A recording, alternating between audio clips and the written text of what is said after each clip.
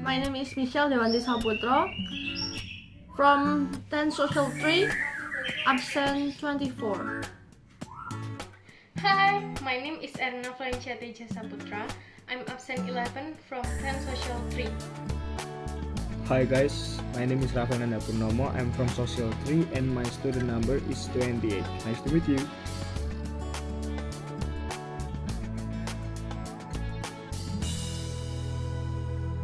Mesopotamia adalah salah satu peradaban tertua di dunia. Mesopotamia terletak di antara dua sungai besar, yaitu Sungai Efrat dan Tigris. Karena terletak di daerah sungai-sungai, Mesopotamia sering dijuluki dengan istilah bulan sabit yang subur. Struktur masyarakat Mesopotamia terbagi dalam beberapa kelas sosial, yaitu 1. Imam Raja dan bawahannya serta para bangsawan. Golongan ini adalah bagian teratas dalam lapisan sosial masyarakat Mesopotamia. Imam Raja adalah penguasa sekuler dan religius. Bangsawan dan imam yang menguasai bertanggung jawab atas pembangunan, organisasi, pemerintahan, dan pemeliharaan sistem irigasi. Pada periode Akkadia, sistem Imam Raja ini digantikan dengan pemerintahan monarki. 2. Pedagang dan pengrajin. Golongan ini yang termasuk kelas menengah ini adalah kelompok yang kuat dan relatif mandiri dalam kegiatan perdagangan. 3. Petani, peternak, nelayan, dan pemburu. Golongan ini biasanya bertanggung jawab atas tersedianya pasokan makanan bagi negara dan kota. 4. Budak. Sebagian besar golongan ini merupakan bekas tawanan perang. Sistem kepercayaan Mesopotamia. 1. Totemisme. Kepercayaan bahwa sebuah objek, binatang, dan tumbuhan memiliki makna spiritual bagi sekelompok orang. 2. Antropomorfisme. Sistem yang menggabungkan karakteristik-karakteristik khas manusia ke makhluk-makhluk non-manusia. Politeisme, yaitu kepercayaan dan penyembahan terhadap banyak dewa. 4. Adanya negara agama. 5. Kepercayaan akan adanya kehidupan setelah kematian. Bangsa-bangsa yang pernah mendiami Mesopotamia terdiri atas 8 bangsa, yaitu 1. Bangsa Sumeria, tinggal pada tahun kurang lebih 5300 sampai 2300 sebelum Masehi. 2. Bangsa Akkadia, tinggal pada tahun kurang lebih 2330 sampai 2215 sebelum Masehi.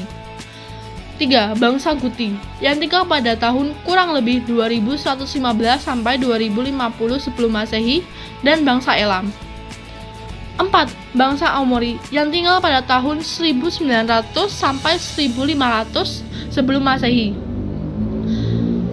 5. Bangsa Asyur, yang tinggal pada tahun kurang lebih 1235 sampai 698 sebelum Masehi.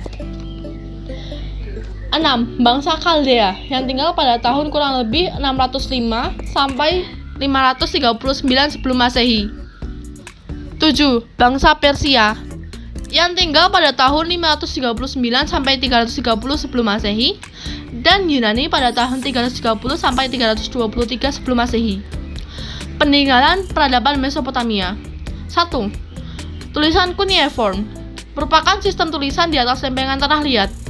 Teks tulisan cuneiform terdiri atas madah atau himne, doa, mantra magis, surat-surat, transaksi bisnis pribadi, hukum, teks-teks ilmiah. 2. Seni dan arsitektur. Seni Sumeria yang bermotif keagamaan seperti lukisan dewa-dewi dan makhluk-makhluk mitologis. Setelah itu, arsitektur menjadi karya seni yang dominan, ditandai dengan dibangunnya banyak zigurat sebagai tempat pemujaan. 3. Ilmu pengetahuan dan teknologi. Orang-orang Mesopotamia menggunakan sistem bilangan seksagesimal. Dan keempat, lempengan-lempengan tanah liat di perpustakaan Assurbanipal mencakup persamaan kuadrat, persamaan kubik, dan pecahan. 4. Hukum. Bangsa Mesopotamia menciptakan landasan hukum yang disebut Kodeks Hammurabi atau Undang-Undang Hammurabi. Landasan hukum ini dipahatkan pada sebuah lempeng batu, memuat 282 aturan hukum yang isinya pengaturan atas perbuatan kriminal dan ganjaran yang setimpal dengan kesalahan.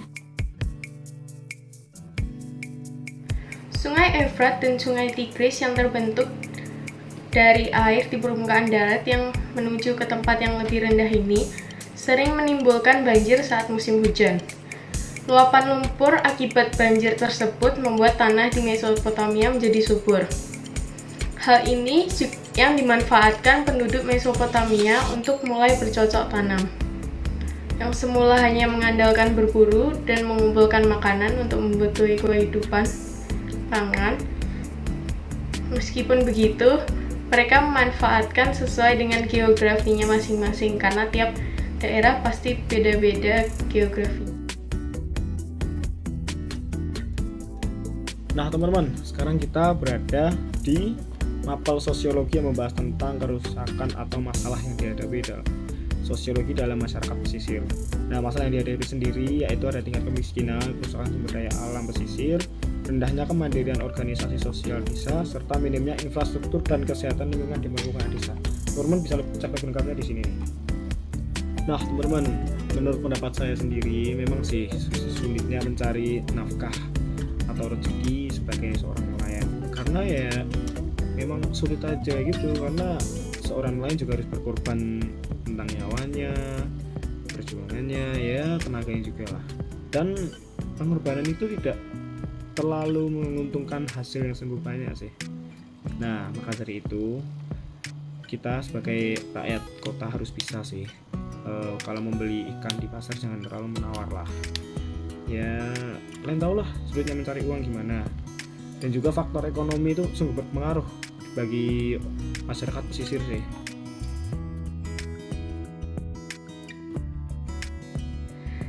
Trade dan commerce berkembang di Mesopotamia karena para petani belajar mengairi tanah mereka. Mereka sekarang bisa menanam lebih banyak makanan daripada yang bisa mereka makan. Ur, sebuah negara kota di Sumeria, adalah pusat perdagangan utama, dan kuil adalah majikan utama dan lokasi untuk kegiatan komersial. Di Mesopotamia mungkin tidak ada uang untuk membeli dan menjual, tapi ada banyak jual beli yang dilakukan dengan perdagangan atau biasa disebut sistem barter dan dibantu oleh perkembangan sistem penulisan. Tujuan utama menulis adalah untuk melacak akun debit dan kredit untuk pedagang.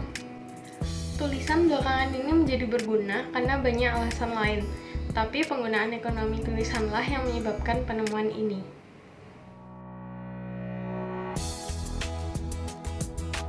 Siap teman-teman, dalam mapel bahasa Indonesia ini kita telah membuat sebuah cerpen. Cerpen tersebut mengisahkan seorang perjuangan nelayan. Nah, cerita tersebut dikisahkan ada seorang nelayan yang hidup dengan anaknya di pesisir pantai. Nah, nelayan tersebut sungguh senang bisa melihat anaknya tumbuh besar dengan cepat. Tetapi pada saat ia sudah dewasa, ia sungguh merasa jijik dengan ayahnya yang hanya nelayan. Tetapi sang ayah tetap teguh untuk tidak merasa kecewa. Pada dasarnya memang anak nelayan itu sudah merasa malu sejak kecil dan sejak kepergian ibunya hanya karena seorang anak nelayan di pesisir pantai. Setelah beberapa lama, anak tersebut pergi entah kemana untuk menjadi sukses. Setelah kepergian anaknya tersebut, sang nelayan pun merasa bersalah dan bersedih karena pekerjaan seorang nelayan juga adalah taruhan nyawa untuk mendapat ikan yang banyak di laut. Dan hasil yang diperoleh dari penangkapan tersebut juga tidak seberapa banyak. Seorang nelayan juga harus memiliki keberanian yang hanya untuk mencari nafkah untuk keluarganya di sana.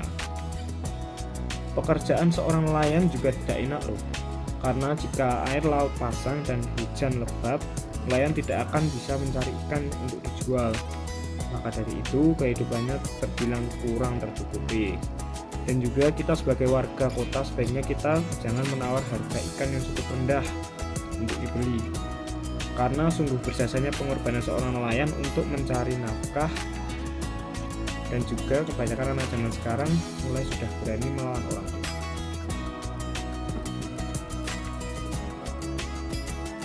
Moral message is We as children should be able to feel grateful for the circumstances that have been given. A child must also be able to respect the parents who have supported, nurtured, and loved us since childhood. Nah, itu dia vlog dari kami kelompok 8. Semoga vlog ini bisa bermanfaat bagi kalian semua.